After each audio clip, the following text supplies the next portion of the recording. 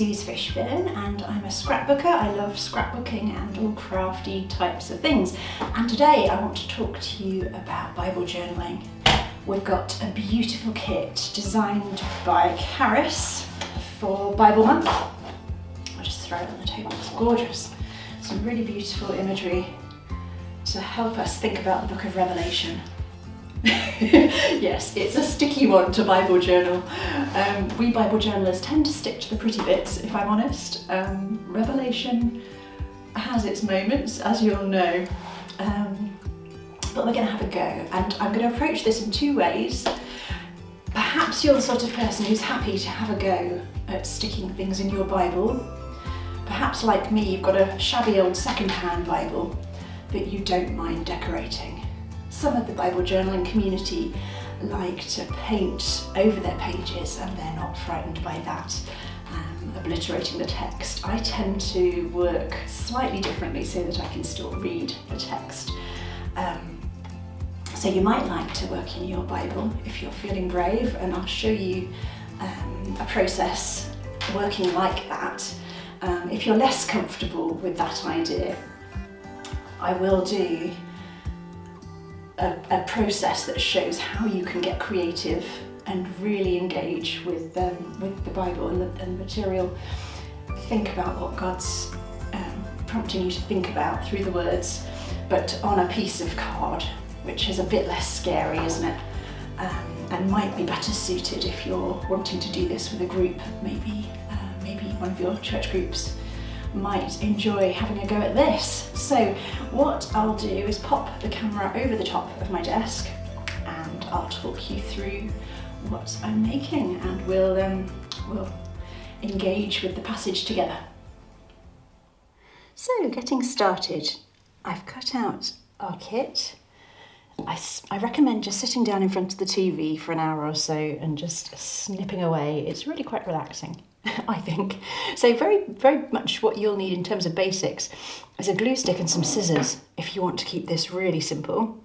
If you've got other art and craft supplies, you can add to this. You might have some paints, maybe some coloured pencils. You might have, I love working with little tester pots of paint from the DIY shop. Those are my favourite paints to work with very often.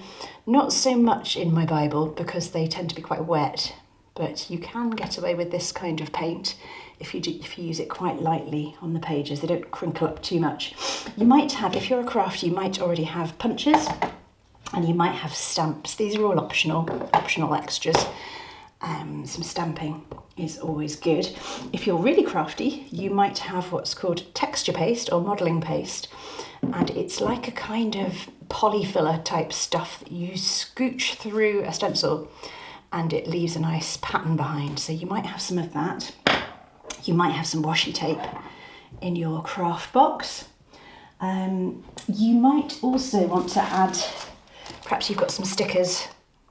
Perhaps you are a crafter or a scrapbooker and you've got some things like that you want to add, but you can literally just use the kit and a glue stick. So it can be very simple, or it can be very, very, very, very crafty. And you know me, I'm going to go for the crafty approach today, just because it's so much fun.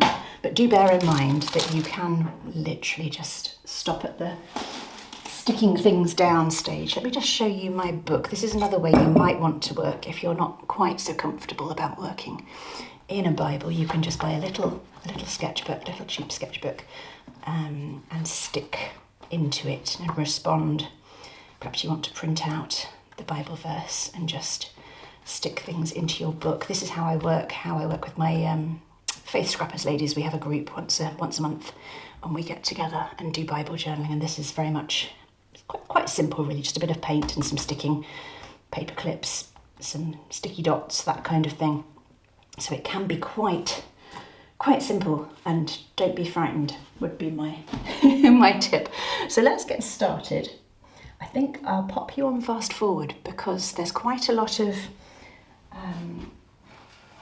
there's going to be quite a lot of waiting for things to dry. I've printed out the beast out of the sea onto this card. So that's going to perhaps be a bit more dark.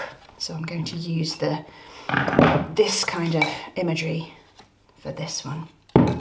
We've got some lovely dark clouds.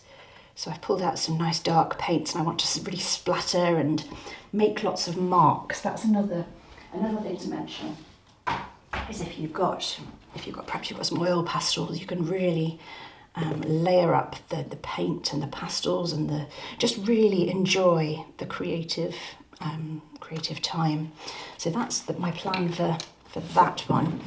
And then in my Bible, I'll show you how I'm going to stick onto this piece here. It's just a piece of paper that I've stuck into my Bible with some double-sided tape, quite simply. And it doesn't cover up any of the text. You can still read everything. I'm not going to paint over the words because this is my Bible that I read, so I want to be able to do that. And I'm just going to stick things onto it, and I'll show you how that happens, perhaps on fast forward, so that it's not too laborious to watch. So let's get arty. This is going to be fun. Okay, so we're starting with the piece about the beast on a sheet of card, and I'm just popping some modelling paste down there to add some texture before I get very messy with the paints. And I really quite enjoy this, splashing on some paints and some colour. So I did read through Revelation, reread I should say. I think we've all read it, haven't we? What a bonkers book. It's bizarre, isn't it? And I was just struck again really by how bizarre a lot of it is. It's, women giving birth and monsters and beasts and multi-eyed creatures, and we've got locusts and grapes, and it's just very peculiar. And I must admit, as somebody who grew up in the church with a loving father who was really quite straightforward, I struggle to reconcile the God I see here with the really quite straightforward good father that I grew up with. But anyway, we did have fun with this page. As you'll see, I actually ended up throwing quite a lot of paint on the wall too, so don't tell the Manse committee about that. Yes, so dripping paint all over my desk there. I just really want to make an interesting background here, and I think that my top tip with this really is to let your layers dry. So in between throwing bits of paint on, try and give it 5 minutes or so to dry, just to build up something interesting. I'm adding some stamping here. I remember when I was younger, my brother was really into heavy metal, and I remember him being quite curious about the 4 horsemen of the apocalypse. I was very much more into Britney than Alice Cooper or anything like that, so I didn't really understand his fascination. But I think the metal world quite often borrow imagery, don't they, from Revelation? So that's interesting to me, that it appeals to that sort of person.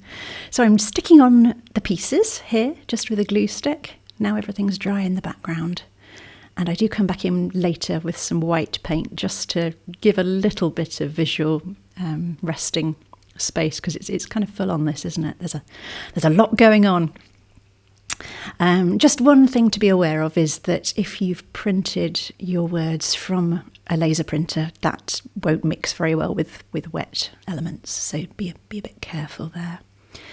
I always think when I think of a Revelation and the strange bits in it, I always think of a lady in our old church, and she did the reading once from one of the Psalms, and she actually said, she got halfway through and then she stopped and she said, I'm going to leave that bit out, I don't like that bit. And I must admit, I feel a bit similar about most of Revelation. It doesn't fit too comfortably, really. I don't know what to make of it, as with a lot of the Bible, if I'm completely honest.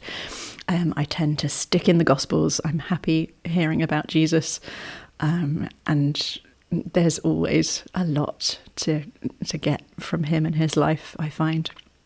So there's my white paint, just knocking back that colour a little bit. And there are some still shots in just a minute, because we're actually nearly done with this page now. Some still photos in just a moment of how this ends up looking. I'm adding some little dots there just to add some more interest. And you really can add whatever you want. Some lines there to journal on.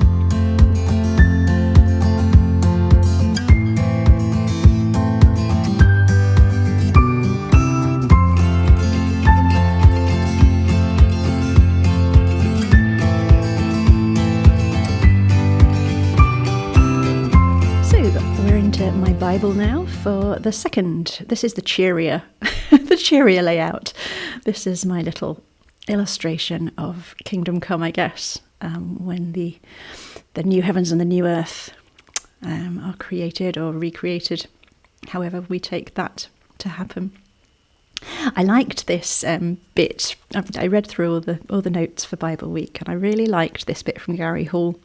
It kind of helped sum up how I feel about this being poetic, I think. He says, "The apocalypse is not safe territory. Traces of paranoia and dreams of vengeance cling stubbornly to the contrasting images of joyful restoration beyond mourning and crying and pain. In the seer's imagination, the way of the lamb and the way of the predatory beast sometimes mingle uncomfortably." So here we've got my lovely lamb. And the idea here, I'm sticking him on a slightly translucent pocket.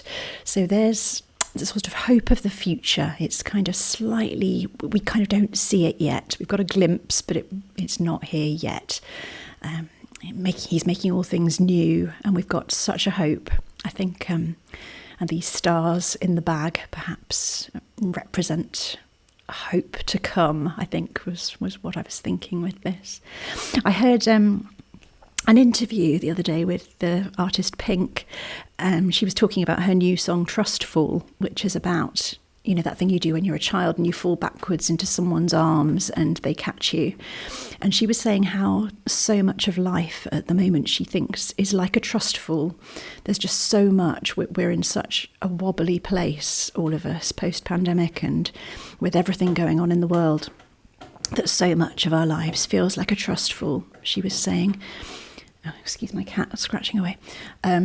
She was saying even dropping her daughter at school these days feels like a trustful. And I think we're all only too aware of how complex and challenging and anxiety-inducing it is really to be in this place where we've got this hope, we know we've got our eyes on the prize, and it's good and it's glorious and it's on its way, and there's the tree of life and it's the river of life, isn't it? And the tree of, I'm not sure what the tree's of.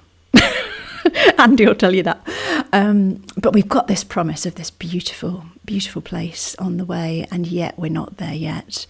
And I think that's the challenge, isn't it, for all of us day by day? Just, I mean, I love the rainbow there, the life, the colour, just the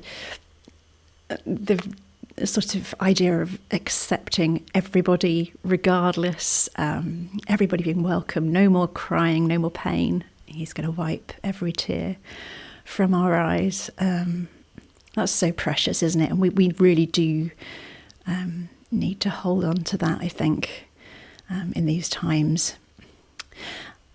So yes, I think the other thing to say with this is really how focusing on making, as you're sort of thinking about a passage or thinking about a verse, it can be a really good meditative way. I think our brains are tricked sometimes when we're not really thinking about what we're thinking about, if that makes any sense at all.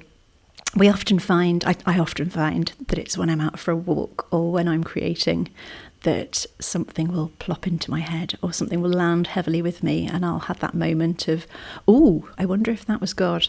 And I think this sort of process is really good for that, because you're kind of thinking about the passage and you're thinking Godwards, and you know God's with you. He created creativity. He made us, gave us these gifts and this joy.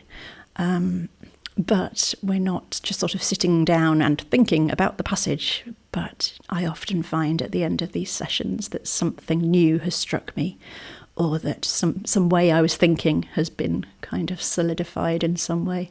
So I'm just scribbling now, pencils, oil pastels. I just don't want to stop. I'm having too much fun. Yeah, it's just such a joyful process, really. If you're not frightened of getting stuck into your Bible, I would so heartily recommend it. And there's loads of room there for writing too, if things strike you. Thank you so much for joining me today. This has been an honour and a treat. Sending you loads and loads of love. God bless.